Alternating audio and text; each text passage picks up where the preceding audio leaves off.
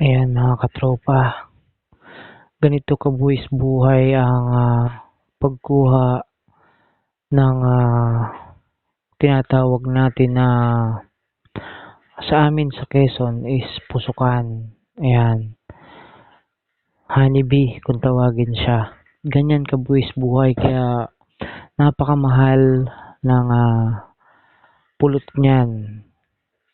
Talagang grabe, ganyan katindi, kabuwis buhay ang pag-akyat sa isang puno para lang makuha natin yung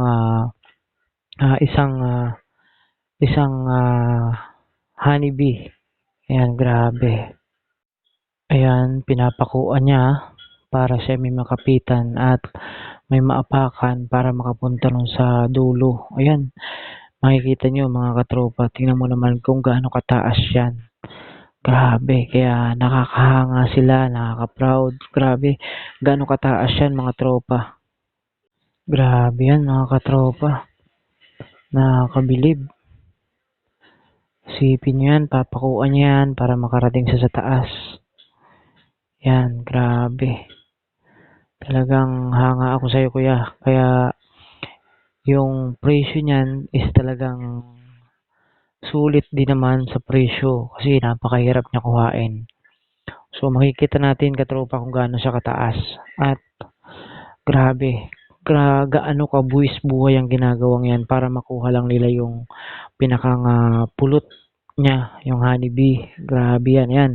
Pinapakuan niya para may maapakan, may matungtungan, may mahawakan. Ganyan kahirap mga katropa.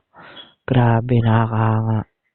Ayan na mga katropa, malapit na siya dun sa pinakang laman niya para makuha. Gano'n na kaliit yan, yung aapakang yan. Grabe, kung masapak yan, talagang buwis buhay. Kaya nakakabilib, nakakahanga.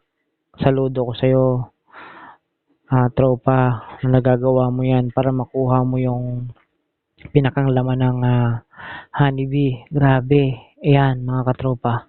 Makikita nyo kung paano niya kuhain yan. Grabe, tingnan mo kung gaano kataas yan. Grabe, gaano kabuwis buhay ang pagkuha po ng honeybee. Kaya yung presyo niya, hindi na dapat natin tawaran sa presyong yan. Imbis na tawaran natin, dagdagan pa natin kapag bibilihin natin yan. Ganyan kabuwis buhay mga katropa. Ayan mga katropa, at pipispisin na niya, kukuhain na niya yung pinakang laman niya at yung honeybee mismo. Ayan, pinakita na, grabe. Grabe katropa, yan yung pinakang laman niya. Wow. Talaga naman, napakaganda ng laman niya. Yun pinipispis na niya para makuha niya yung pinakang honeybee. Ganyan kabuwis buhay ang pagkuha ng honeybee mga katropa.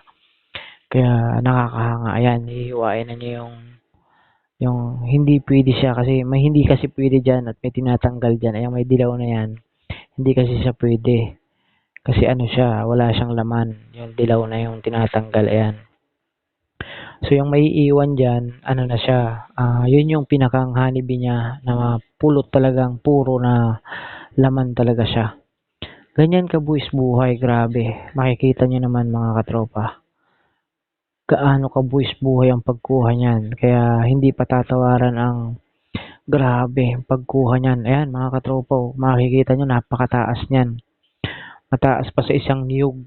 Grabe. Ayun yung laman niya. Talagang grabe naman talaga. So, grabe makikita nyo mga katropa kung gaano ka ganda yung laman niya. Pinakang honeybee, buong buo yan. Wow. Ayan mga katropa, pakisupport and like and share kung nagustuhan nyo ang ating video. Ayun, hanggang sa muli. Maraming salamat. God bless sa lahat ng kumukuha ng honeybee. Proud ako sa inyo mga katropa. Ingat and God bless.